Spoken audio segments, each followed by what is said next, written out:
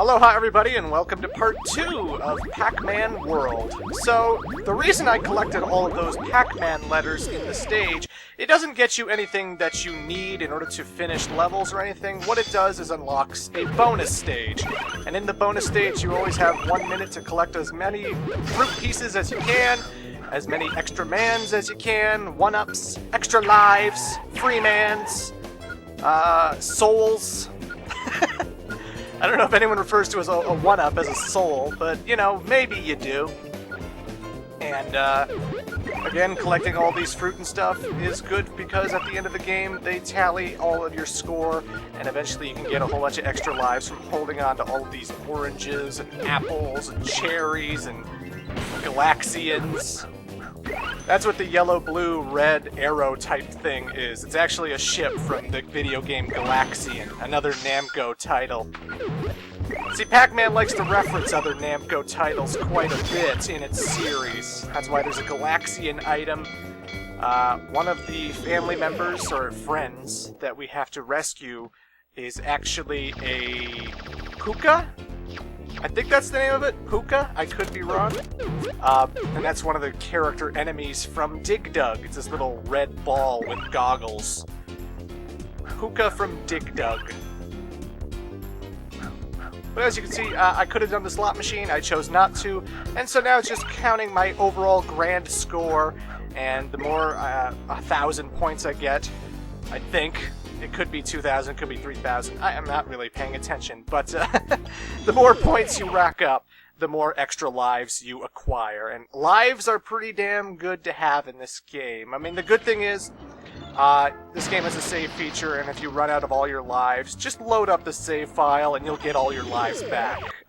It doesn't auto-save that, and let's say you have 50 lives, and one particular boss, like, say, Anubis Rex, keeps kicking your ass. I can't beat the Anubis Rex boss. We'll see what's up with that guy later, but, let's say you lose 50 lives on it. As long as you just load your old save file, you'll still have 50 lives. It saves your lives, which I always appreciate in games. Because sometimes there are games out there where, like, you have maybe 20 or so lives, but then you save the game or turn the game off, and then you restart it, and all of a sudden you have, like, 3 lives again. And it's like, what the hell? I earned all those lives, goddammit. What happened to those lives? Now I'm gonna have to get into so many game overs and stuff, but Pac-Man World's cool like that, you know. If you get over 50 lives, you'll have 50 lives when you load up your file. And if you lost way too many and you want to restart, just reload your save file, and all those lives will be intact. So once again, the key symbol keeps showing up in the bottom right corner. We don't actually need it until we find one of Pac-Man's friends. It just keeps popping up because it doesn't open doors, it doesn't open chests or anything. It is strictly for the Pac friends that we need to rescue.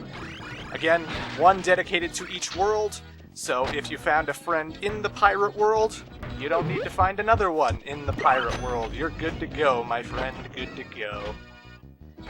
And again, the pirate world, you can choose to do the space level next, you could choose to do the volcano ruins kind of levels after the introductory level. But you're good to start off with the pirate level because it's really a great basic introductory kind of area, you know.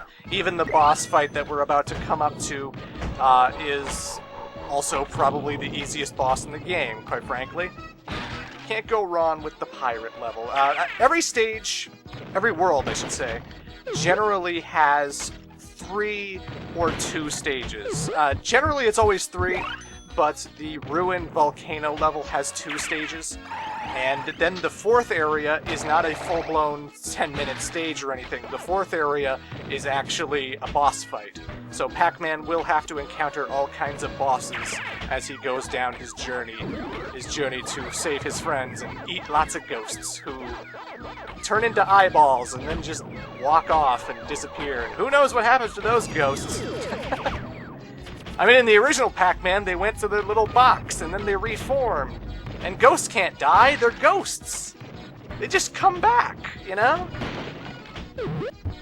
Although it makes me wonder, does Pac-Man get hunger Does he satisfy his hunger from eating those ghosts? You know? Like, if the ghosts just, like, reform somewhere else, does their ethereal,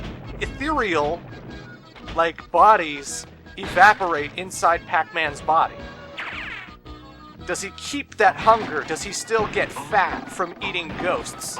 I mean, Pac-Man's already a yellow ball, so you could look at him and think he's just some bouncy ball of fat. But could he get fatter? I mean, he eats lots of Pac pellets, he eats lots of fruit, but what if it was just non-stop, all the time? Nothing but fruit, Pac pellets, and ghosts. Or, well, just ghosts, because that's the whole point of my tangent. What if he was just eating ghosts constantly? Would he get fat? These are important questions, ladies and gentlemen. These are freaking important questions. I kid you not. These cannon things are kind of annoying. You do need to do a butt bounce onto them. Trying to rev roll into them is not a great idea because they shoot this little pop gun kind of string attack at you that goes pretty far. You can jump over it pretty easily, and there's always like this little wind up. There's a Galaxian that'll open the maze door, but the pop gun type robot kind of contraptions in the pirate level, you just always want to make sure you butt bounce on top of them. They always have a little tell when they're about to shoot their little pop string at you, and there's also another ability that Pac-Man has that I don't really start using until like World 3 or World 4 because I just don't really find a use for it. I like rev rolling into guys, I like butt bouncing into guys. You can take that quote out of context all you want, I don't care. I like butt bouncing guys. Holy shit. That was not scripted, ladies and gentlemen. This is all authentic Let's Play, I'm telling you. But anywho, folks, we're in the mazes again. And, again, I'm sure you've all played the original Pac-Man, right? I'm not stupid in thinking you don't know how this game works, right? But, you know, in order to complete the mazes, you have to get all the Pac pellets. Those are all those yellow balls throughout the maze. The ghosts are going to keep chasing you. There's 4 of them. There's Inky, Blinky, Pinky, and Clyde. And all 4 of them you can eat, but then they'll just go back to their box after you've eaten them and reform and come back for more, right? So the ghosts will never go away forever. They will be back and they will chase you. Can't damage the ghosts at all. The only way you can damage the ghosts and eat them is to grab a power pellet. And the power pellet is always there's always 4 of them in each maze. There's one in the top left, top right, bottom left, bottom right. They're all in the corners. And once you eat the power pellet, the ghosts turn blue. And when they turn blue, they're defenseless and they can't really do anything. They try getting away from you. They don't start chasing you anymore. They start getting away. And then you can eat them for points. And I would say points in Pac-Man World are pointless. Points are pointless. Yes, I know the wordplay I just made. But honestly, points do have a purpose once you get 1 million.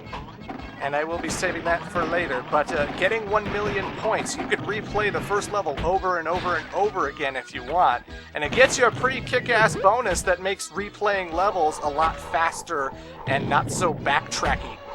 So that's pretty fun, but you may have already guessed what the bonus is. And oh no! I didn't want to fall. Here we're seeing that rev rolling, you can cancel out of rev rolling, and whatever you're rolling on will reverse whatever it's doing, you know? So, like, you have to levitate with the helicopter thing in order to go higher, but there's cannons firing all over the place, and oh god! I love that Pac-Man death sound. That's how it was in the original Pac-Man.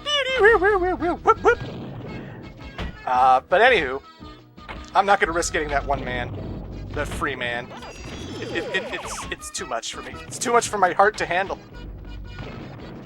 There's already too many 1-ups I can grab along the way.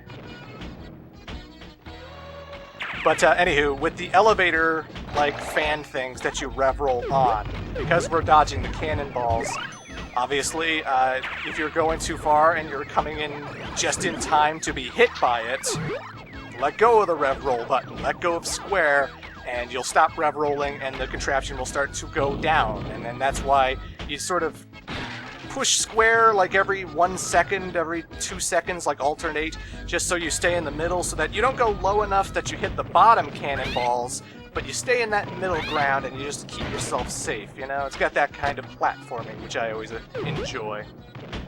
This item doesn't show up all the time.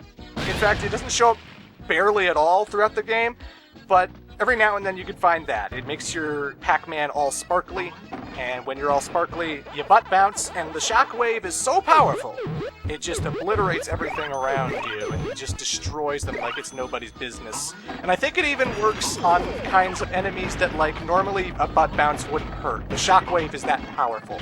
But you only get one chance, and if you have to butt bounce to reach a higher platform, because when you butt bounce, you do go higher than if you were just to normally jump.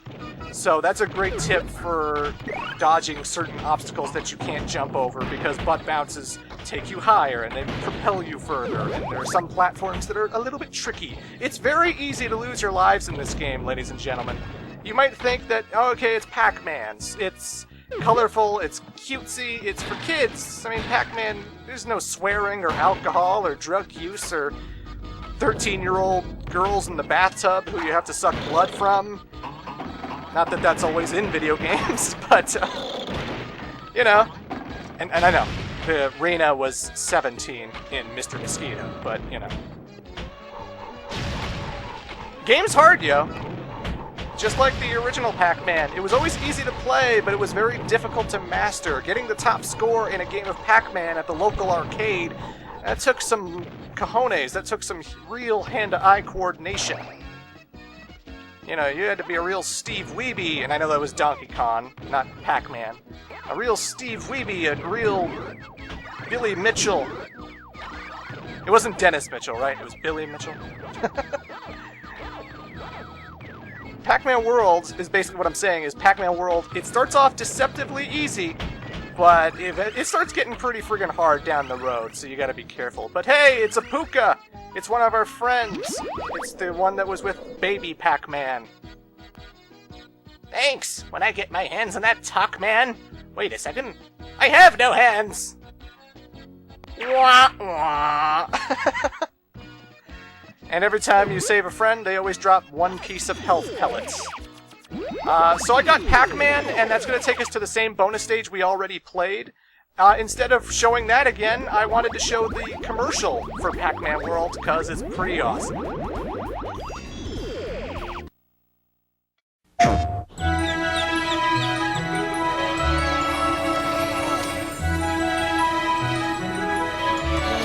Morning, itty bitty.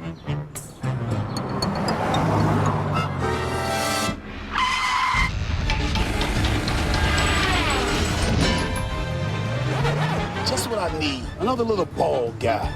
Pac-Man's moving up to a whole new world. Pac-Man World 20th Anniversary in 3D. The star's big new adventure. PlayStation. 90s video game commercials were the best thing. Whether it was the NES, the Super Nintendo, PlayStation, and early GameCube, PS2, Xbox stuff. My god, commercials were so good back then. Kids, you have no idea how shitty it is now. When everything's either dramatic or they're just showing gameplay and they're just trying to be like, boom, boom, look how badass we are. Metal Gear Solid commercials back then were actually funny. And Call of Duty stuff would probably have been funny if it was in the 90s. And Vern Troyer clearly needs to play Pac-Man in a live-action movie. We need to Kickstarter that. Let's get Vern Troyer on the call, and let's get him to be Pac-Man in the live-action movie, where he dodges other small people who are dressed as ghosts. I would pay for that. That would be the best movie ever. Ever! Anyway, we're going to take on the boss of Pirate Land in Part 3.